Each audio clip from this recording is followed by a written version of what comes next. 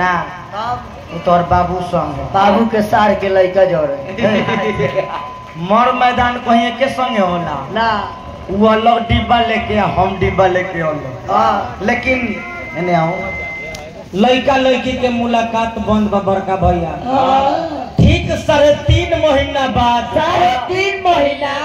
हाँ भाई 3 महीना 15 दिन अच्छा लड़की सामने पड़ल बिया अरे सब चीन तो पुष्पे लोग हम तो बड़ा मोटा गई बिया ई तो ऐसे आवत रहली है तो हंसत आवत रहली हो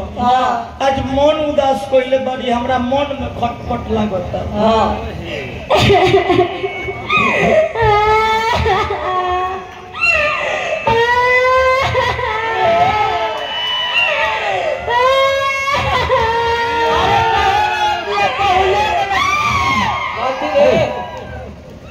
काहे रो रहल बिया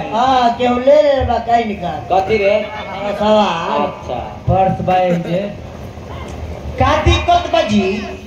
रो तारू रास्ता में कोनो दिक्कत बा आवे में का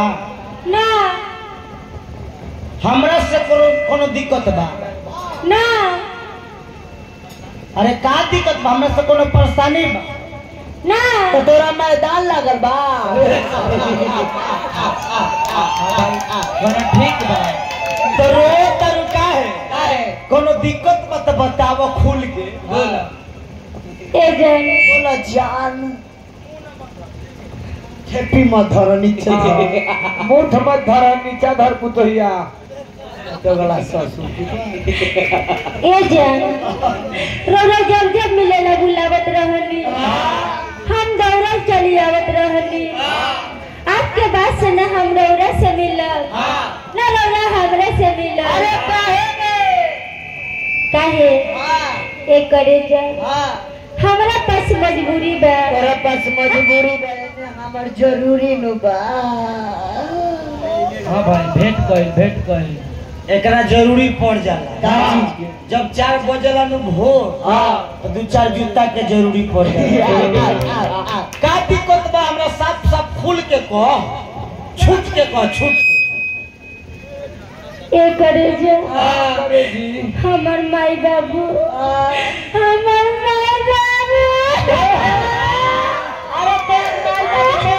तोर माई बाबू मर गेले का रे ए कोढ़ारा गेले हां ए जे हमर माई बाबू हमर शादी तय कर देले रहे करे जे आदमी ले ना भैसा ले एक चरण में हो पार ए जान ये हम कहे खातिर आइल बनी आज के बाद से ना हम रोरा से मिलन ना रोरा हमरे से मिलब रोरा हमरा के भुला जाई ए करे जा हमर तो शादी सेट हो गइल बा जहिया हमार बारात आई तहिया रोरा हमरा द्वार पर चली आई क्या करने के लिए पूरी बुनिया खाए खातिर अच्छा तो मरावे खातिर आई पगली जिंदगी में किसी से प्यार मत करना जिंदगी में किसी से प्यार मत करना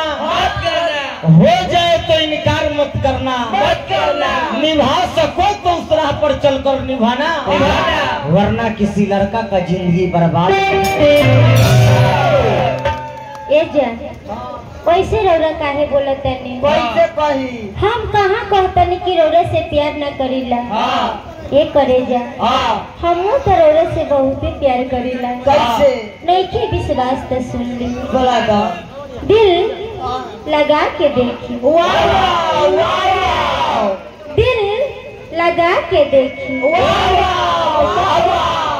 ना होखे तो आजमा के देखी यस यस यस अरे वो करे जा हम तो रौरा से इतना प्यार करत तानी नहीं के विश्वास तो जहर खिया के देखी अरे पगली जहर खियावे के बात कहत रहू तारा केतना मानत रहनी तू हमरा साथे क्रिया खइले रहलू याद बाकी ना शिवलिंग धके क्रिया खइले रहलू सब कुछ भूला गइलू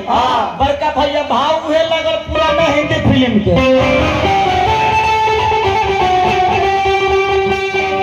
प्यार झूठा सही दुनिया को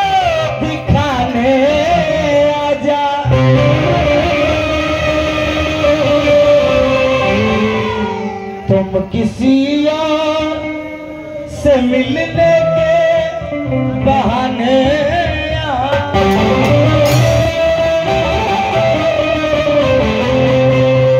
लेकिन लड़का कहता का हो जियत जिंदगिया मैं तू हमरा से दगा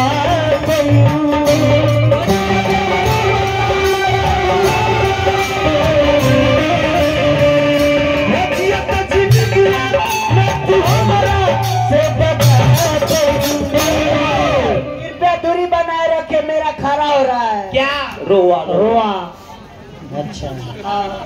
वो लोग इंजीनियर है बड़ा काल का ठंडा लगता है हो जियत जिंदगिया मैं तू हमरा से दगा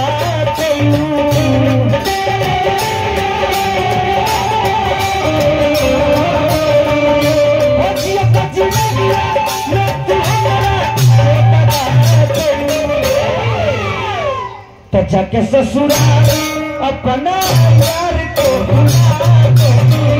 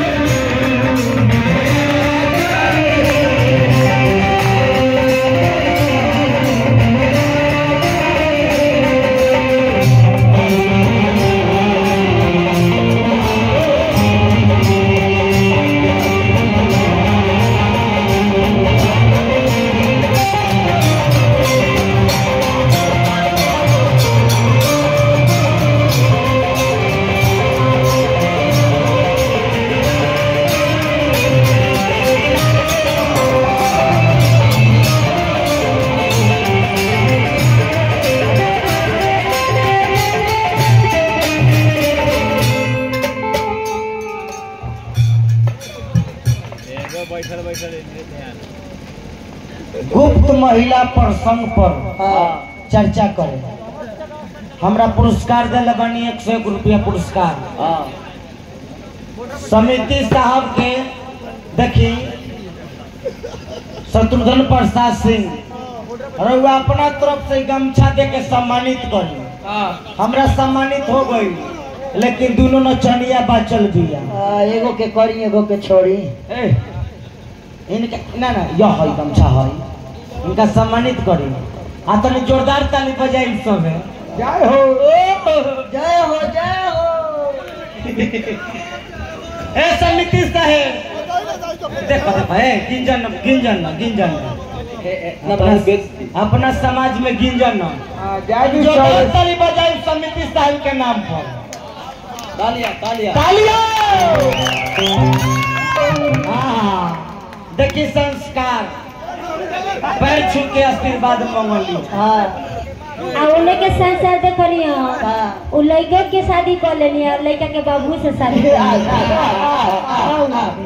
ऊपर पर कितना ब्यास कूदा तनी पहले हमर डांसर 16 साल के 14 साल के है हां फुल सोहराब फुल जान तो पता चली कौन साल के है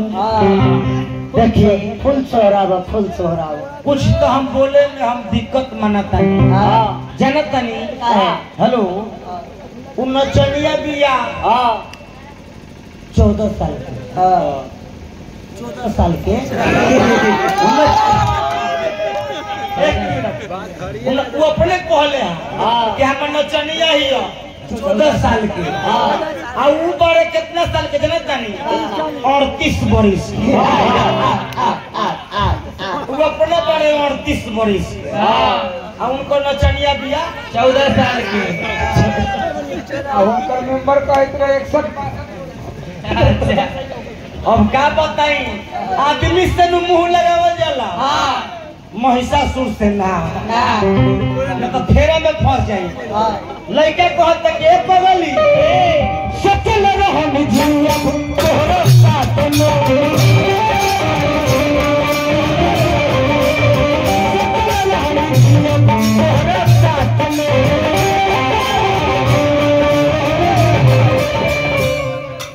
सोचले रहनी जियम तोहरे साथ में लेकिन तू का कहलू ए समिति साहब तो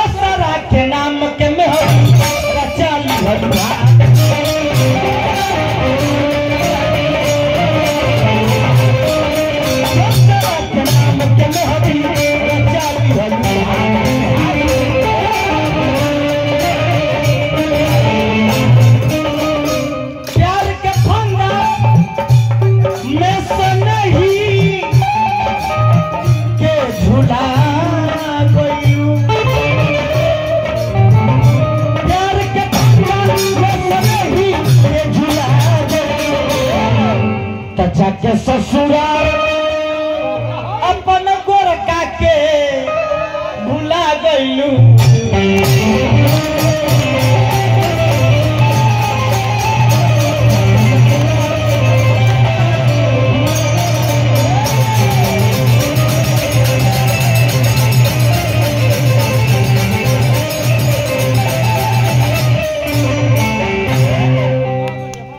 देखी कितना सुंदर इस समाज बा। इस समाज खातिर जब तक हम जियब नु तब तक आभारी रहो भैया।